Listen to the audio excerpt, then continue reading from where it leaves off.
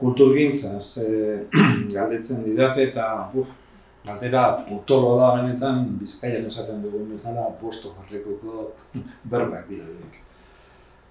Definizio ugari eman izan zizkio kulturari ezta eta denak onak eta denak ez nahikoak aldi berean.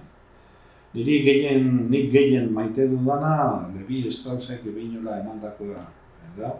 Eta hark esan zuen kultura herri batek egiten dituen jarduera guztien bilduma dela. Eta izugarri polita iruditu zitzaidan herri kontzeptua erabiltzen duelako, herri batek bere osotasunean egiten dituen jarduera guztiak. Beraz, liburua, kultura da, baina ez dakit nik txoko batean, soziedade batean, elkarrekin kantatzen dugunean ere kultura da eta bar. Eta gure sukaldaritza kultura da, eta gure ohiturak kultura dira, eta gure, ez dakit, gure denbora pasak ulertzeko modua, hau da, dena, herriak egiten duen dena sartzen da. Beraz, kultura oso lotua dago politikari. Batzuek berezi nahi izaten dituzte, eta adibidez egunkarietan atalak egiten dituzte. Politika eta kultura. Nik ez nuke egin argi bereiziko. Eta kultura barruan, jakina ez nuke egingo, kultura dela literatura, arte plastikoak, zinea eta antzerkia. Kultura askoz zabalagoa da, askoz kontzeptu zabalagoa.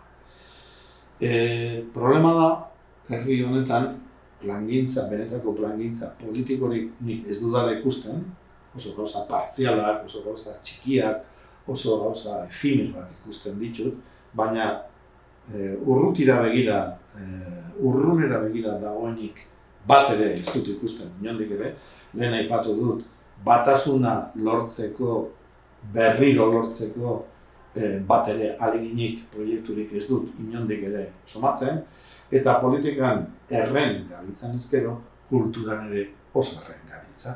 Hain zuzen ere, herrienetan ez dago inolako kultura plangintzarik. Badago gobernu bat, gobernu txiki bat, edo gobernu txiki batzuk, edo autonomia txiki batzuk, pentsatzen dutenak, beraiek direla banku moduko bat, herriaren dirua jasotzen dute, eta proiektuak aurkeztu ahala, ogi papurrak banatu behar dituztela agenteen artean. Eta laguntxoa bada, edo nire gustukoa bada, edo kritiko ez bada, ari gehiago emango diot, besteari baino, eta hori ez da marketu.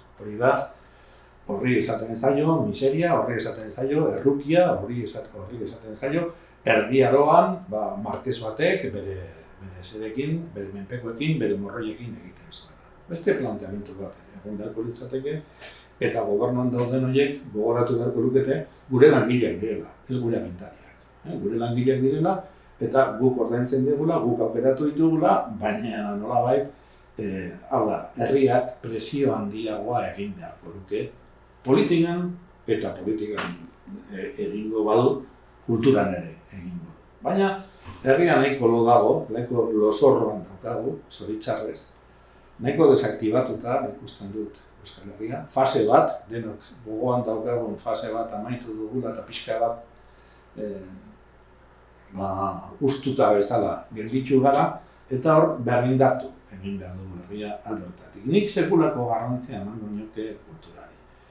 Kulturak, hain zuzen ere, trinkotzea delako, kultura delako konpaktazioa. Kultura da denoi nortasuna emango diguna, denoi identitatea emango diguna, denoi partekatzea emango diguna, denoi izatea emango diguna.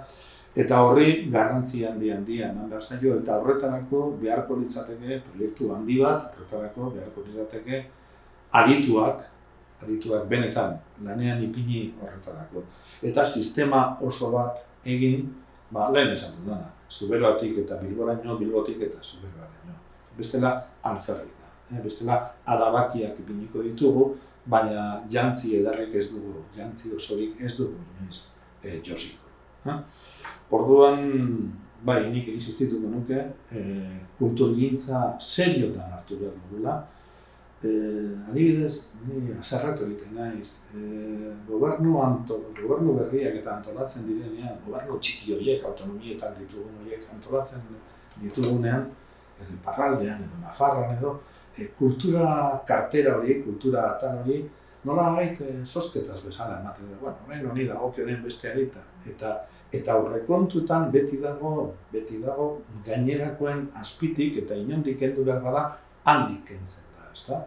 Gero egiten ditugu obra magna batzuk, egiten dugu Guggenheim bat, egiten dugu Donostiako zinemaldi bat, egiten ditugu eskaparate batzuk, jendea engainatu egiten dugu, zer da, jendea engainatzea, zigor parametroak beti dira kanpokoak, bai Donostian eta bai Guggenheimen parametroak kanpokoak dira, eta hemengo parametrorik inoiz ez da erabiltzen.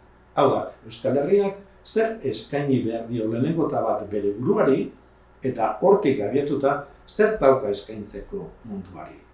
Lau pintxo, hor utziko dugu. Hala, hona datozen turistak, etortzen dira lau pintxo jatera, 2 egun, 3 egun pasatzen dituzte hemen, joaten dira hemendik, jakin gabe hemen hizkuntza bat dagoela, kultura bat dagoela, tradizio batzuk. Ez dute ez da hori ere antolatzen. Ja, etxera barrura ere egiten ez dutena, negozio izan daiteken ere gaizki egiten dute. Orduan ni oso kritikoa naiz horrekin, eta ja eskatzen dut eta aldarrikatzen dut kulturgintza politika baten beharra, baina berehala.